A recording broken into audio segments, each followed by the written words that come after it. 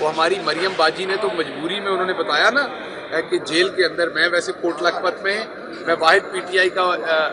बंदा हूँ जो कोट लखपत के अंदर नवाज शरीफ साहब को 2-3 दफ़ा मिल के आया था। ये मैंने भी इस्त्री वाले कपड़े पहने हुए हैं, लेकिन मैं आपको पूरे दावे से कहता हूँ कि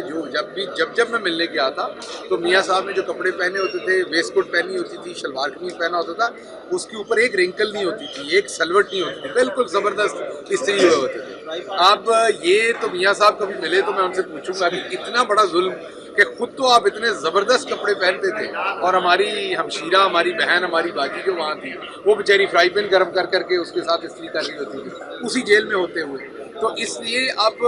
मईशत तो इन्होंने सारी जो है वो फ्राई पैन के ऊपर रख दी है। जिस तरीके से पराठे जो हैं वो इस्त्री पे बन रहे हैं और कपड़े जो हैं वो फ्राई पैन से इस्त्री हो रहे हैं, तो इसी तरीके से मईशत को भी इसी तरीके से ये चला रहे हैं। तो बाजी का गम मुझे समझ है